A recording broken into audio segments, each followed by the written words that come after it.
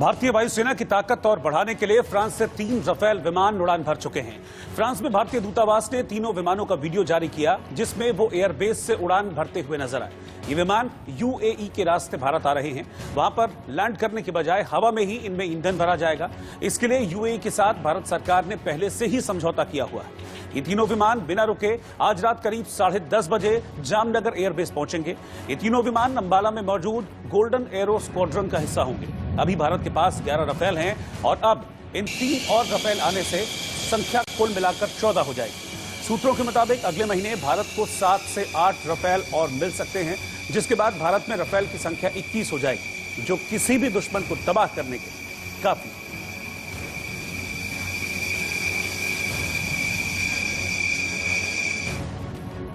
नंदीग्राम में कांटे की लड़ाई लड़ रही ममता बनर्जी ने वोटिंग से एक दिन पहले हावड़ा की रैली में फुटबॉल खेलकर अपने समर्थकों और बीजेपी दोनों को मैसेज दे दिया। रैली में ममता ने हुंकार भरते हुए कहा कि इस बार खेला होगा। लेकिन दिलचस्प बात यह रही कि इसे प्रतीकात्मक तौर पर दिखाने के लिए ममता बनर्जी ने खुद अपने हाथों में फुटबॉल ले ली। पहले तो उसे हाथों में उछालती रही और फिर भीड़ की तरफ फेंक दिया।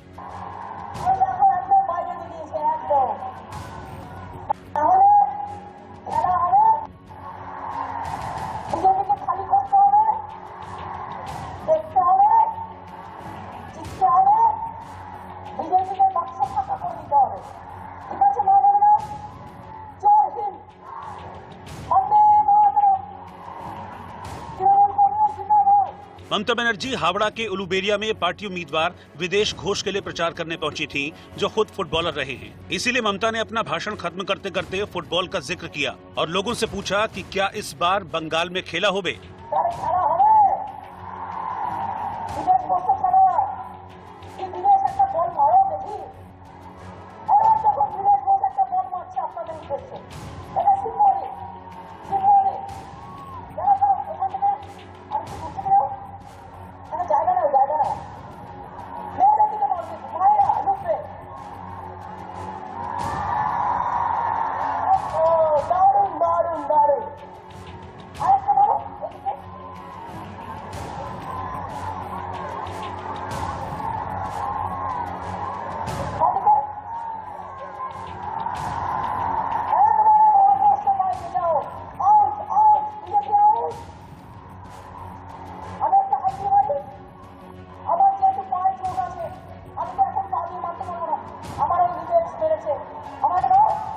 दूसरे फेज की वोटिंग खुद ममता बनर्जी के लिए बेहद अहम है, क्योंकि नंदीग्राम में उनका मुकाबला शुभेंदु अधिकारी से है। उससे पहले व्हील चेयर पर बैठकर ही ममता बनर्जी ने फुटबॉल के जरिए खेला होबे नारे को और दमदार बना दिया। असल में बंगाल के चुनाव में फुटबॉल एक बड़ा चुनावी प्रतीक बन गया है। यहाँ तक कि टीएमसी ने भी अपने पोस्टर में पीएम मोदी को फुटबॉल के जरिए निशाना बनाया और पीएम ने भी पलटवार किया। बंगाल के लोगों ने चुनावों में टीएमसी को सबक सिखाने की ठान ली है, तो दीदी जरा बौखला गई है और ये अपना गुस्सा मुझ पे निकाल रही है। मैंने देखा आजकल यहां दीदी के लोग दीवार पर तस्वीरें बना रहे हैं और तस्वीर में दीदी मेरे सिर पर अपना पैर मार रही है, मेरे सिर के साथ फुटबॉल खेल रही है। बंगाल में फुटबॉल का क्रेज रहा है, लेकिन ये पहली बार है जब फुटबॉल सियासी सिंबल बन गया है और ममता बनर्जी इसका शानदार इस्तेमाल कर रही हैं। लेकिन फुटबॉल के साथ ममता बनर्जी जमकर धार्मिक प्रतीकों का भी इस्तेमाल कर रही हैं। हावड़ा की रैली का अंत भी उन्होंने दुर्गा के मंत्र और देवी देवताओं का नाम लेकर किया। शिवे सर्वार्थसाधिके शरण्यत्र्यम्बके गौरी नारायणी नमोस्तुते सृष्टि स्थिति विनाशनं शक्ति भूते सनातनी गुणस्वयी गुणमयी नारायणी नमोस्तुते। पश्चिम बंगाल में दूसरे चरण के लिए कल यानी कि 1 अप्रैल को वोटिंग होनी है और इसी चरण में सबसे हाई प्रोफाइल सीट नंदीग्राम में भी वोटिंग है।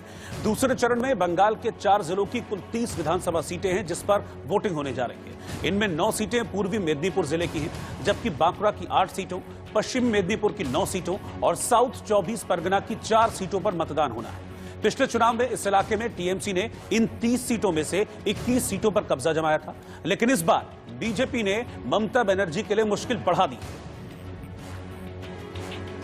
नंदीग्राम कॉन्स्टिट्यूएंसी कुरुक्षेत्र बन चुका है। शुभेंदु अधिकारी बनाम ममता बनर्जी, और कल सुबह 7 बजे से नंदीग्राम के लोग अपना वोट डालेंगे। नंदीग्राम पॉलिटिकल सिनेरियो का केंद्र बन चुका है पश्चिम बंगाल में, और दोनों ही शुभेंदु अधिकारी और ममता बनर्जी का काफी कुछ दांव में लगा हुआ है, क्योंकि दोनों को ही बहुत कुछ प्रूफ करना है।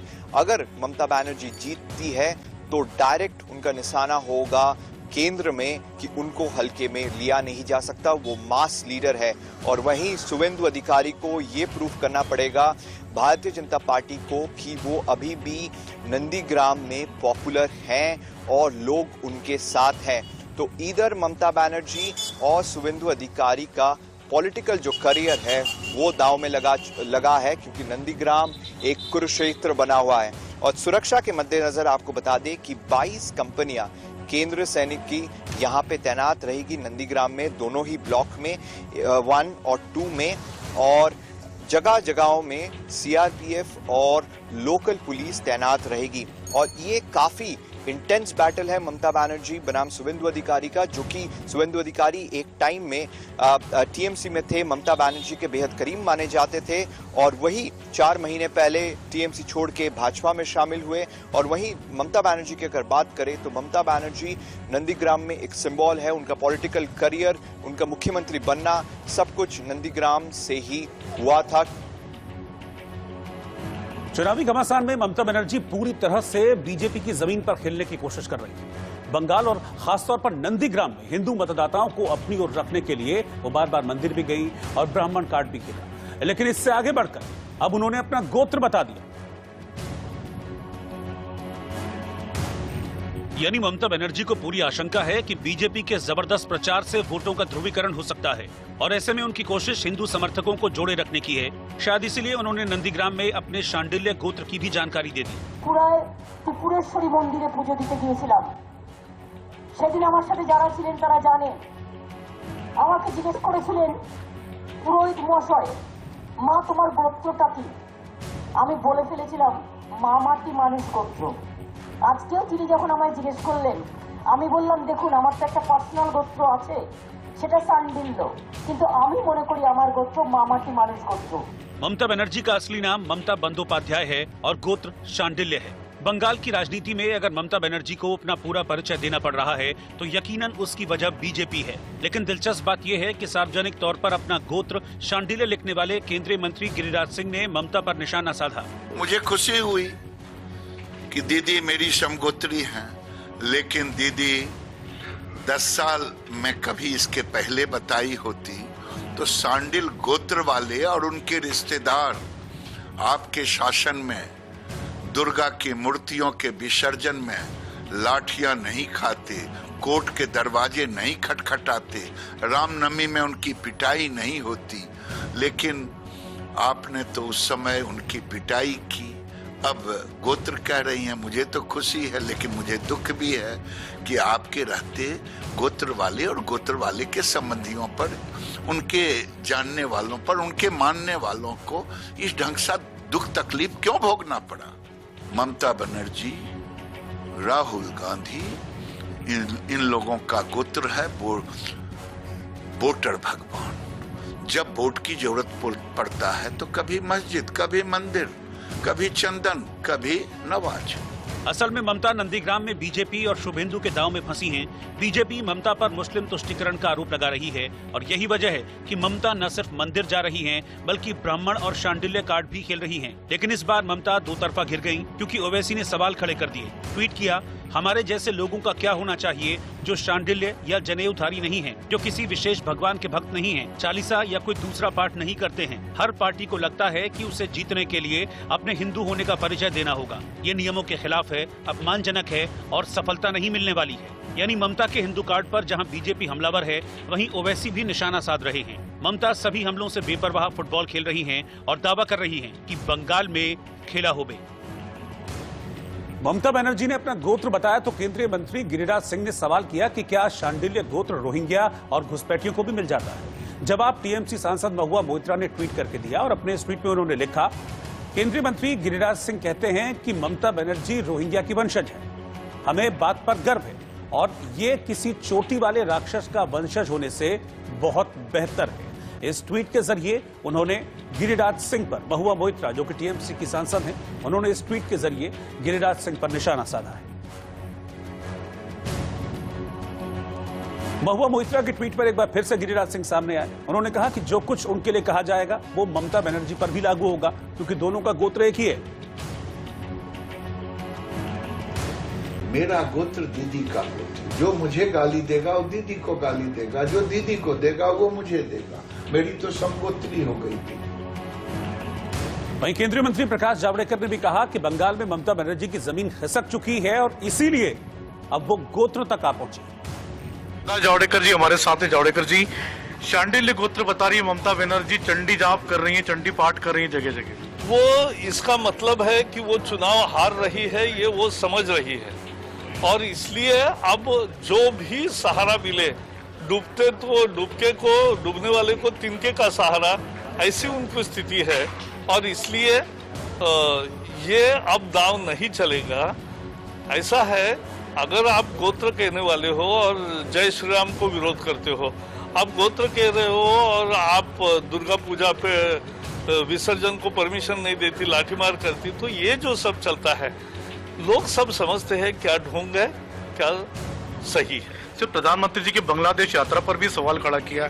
ममता जी ने चुनाव आयोग को शिकायत की। हद तो हो गई। बांग्लादेश के साथ हमारे सबसे बेहतरीन संबंध शेख हसीना वाजेद और अभी मोदी जी के दोनों सरकारों के दरमियान जो बने हैं, उससे कितना लाभ हुआ है, कितनी कनेक्टिविटी मिल रही है, कितनी बातें हो रही है, तो उसको उसी अर्थ में समझना चाहिए। उसको बंगाल के चुनाव ये कौन सा मुद्दा है। ये थे केंद्रीय मंत्री प्रकाश जावड़ेकर, जिनका कहना है कि ममता बनर्जी की जमीन खिसक चुकी है, वो चुनाव हार रही है लगातार, इसीलिए उनको अपना गोत्र बताना पड़ रहा है। कैमरामैन जना के साथ संजय शर्मा, इंडिया न्यूज दिल्ली। और बंगाल में बीजेपी अध्यक्ष जेपी नड्डा ने भी रैली की और ममता बनर्जी पर एक के बाद एक कई हमले उन्होंने किए। उन्होंने कहा कि ममता हिंदू कार्ड खेल रही है, तो नड्डा ने आरोप लगाया कि ममता बनर्जी जय श्री राम के नारे से चिढ़ती हैं। जब राम का भव्य मंदिर, भगवान राम का भव्य मंदिर बन रहा हो और भारत के प्रधानमंत्री वहां शिलान्यास कर रहे हो, तो बंगाल में कर्फ्यू लगा दो। ये तरीका है क्या? ये तरीका है क्या? इसको चलने देना है क्या? क्या भगवान श्री राम का भव्य मंदिर अयोध्या में बनना चाहिए कि नहीं बनना चाहिए? बनना चाहिए कि नहीं बनना चाहिए? तो फिर बंगाल में कर्फ्यू क्यों? इस साल मैंने देखा कि टीएमसी के कार्यकर्ता बड़े बढ़ चढ़ करके सरस्वती पूजा मना रहे थे। अरे इस साल तो मनाने लगे, 4 साल कहां थे? अब तो ममता जी भी वो चंडी का पाठ कर रही है, तो पहले क्यों नहीं किया? अब क्यों याद आए? अब इसलिए याद आए कि बंगाल की जनता ने बता दिया है ममता जी का जाना तय है, भारतीय जनता पार्टी का आना तय है। पूर्व प्रधानमंत्री एचडी देवेगौड़ा कोरोना से संक्रमित हो गए।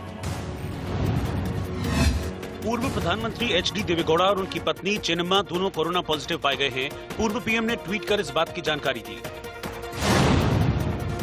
उत्तर प्रदेश में गोंडा के महिला अस्पताल के बाहर एक पति ने अपनी पत्नी की पिटाई कर दी। ये देखकर मौके पर जमा भीड़ ने आरोपी पति को जमकर पीट दिया।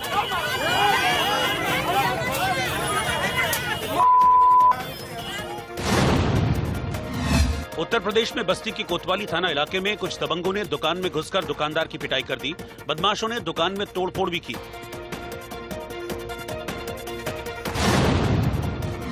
दिल्ली में सफदरजंग अस्पताल की पहली मंजिल पर आईसीयू वार्ड में आग लग गई।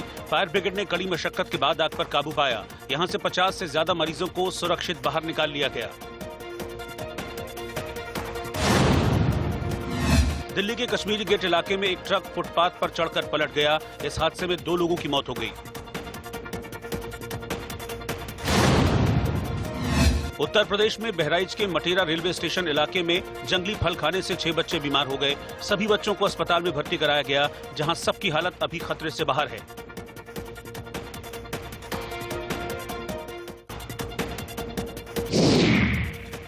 शेयर बाजार बुधवार को बड़ी गिरावट के साथ बंद हुआ। सेंसेक्स 627 अंक लुढ़क कर 50,000 के नीचे 49,509 पर बंद हुआ। वहीं निफ्टी 154 अंक फिसलकर 14,690 पर बंद हुआ। और चुनावी मैदान में अकेले ममता ही नहीं है जो हिंदू देवी देवताओं का जिक्र कर रही है या फिर मंदिर जा रही है, बल्कि कांग्रेस नेता राहुल गांधी भी कामाख्या मंदिर पहुंचे। ममता ने बंगाल में पूरी ताकत लगाई तो कांग्रेस का जोर असम के विधानसभा चुनाव पर है। और इसीलिए प्रियंका के बाद राहुल गांधी जब असम पहुंचे तो सबसे पहले कामाख्या मंदिर पहुंचे। माथे पर तिलक, कांधे पर धार्मिक अंग वस्त्र और गले में गेंदे की माला पहने जब राहुल गांधी मंदिर से निकले तो बिल्कुल भक्ति में सराबोर दिखे। यहाँ तक कि इस दौरान उन्होंने मीडिया से भी बात नहीं की। पुरोहित के साथ मंदिर के हर हिस्से में गए और उसके धार्मिक महत्व को समझा। राहुल से पहले प्रियंका गांधी भी इस मंदिर में दर्शन कर चुकी हैं, लेकिन राहुल भी खास तौर पर इस मंदिर में गए जो देश के सबसे प्राचीन शक्तिपीठ में गिना जाता है और असम समेत देश में इसकी बड़ी धार्मिक अहमियत है। कामाख्या मंदिर तंत्र मंत्र की साधना से जुड़ा है, इसीलिए जब राहुल मंदिर पहुंचे तो सबसे पहले मंदिर में मौजूद सरोवर में हाथ धोए और उसके बाद वो मंदिर के अंदर गए। बंगाल की तुलना में कांग्रेस ने असम में पूरी ताकत लगाई है और वहां नागरिकता कानून के साथ चाय बागानों के मजदूरों के मुद्दे पर कांग्रेस जीत का दावा कर रही है कि हम असम में सीएए को इम्प्लीमेंट नहीं होने देंगे।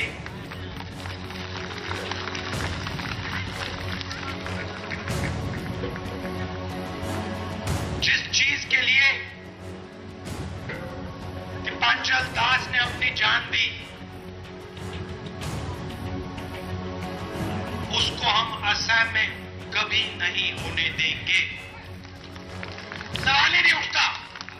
असम में मुस्लिम वोट बैंक कांग्रेस के साथ खड़ा रहा है, लेकिन राहुल गांधी की रणनीति हिंदू मतदाताओं को भी खुद से जोड़े रखने की है। लिहाजा मंदिर की सीढ़ियां चढ़ना उनकी रणनीति का हिस्सा है। हैरत की बात नहीं है कि बीजेपी ने छूटते ही राहुल पर करारा वार किया।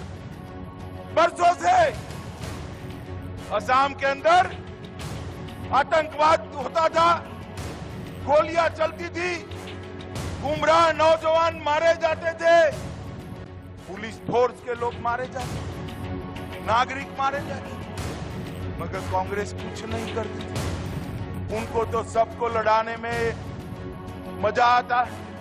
बोडो और नॉन बोडो, अपर असम, लोअर असम, असम और बंगाली ये झगड़े लगाते थे।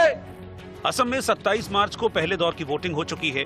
दूसरे चरण की वोटिंग 1 अप्रैल को होनी है। 3 चरणों के मतदान में आखिरी वोटिंग 6 अप्रैल को होगी। इस चुनाव में जीत के लिए राहुल कामाख्या मंदिर में आशीर्वाद लेने पहुंचे।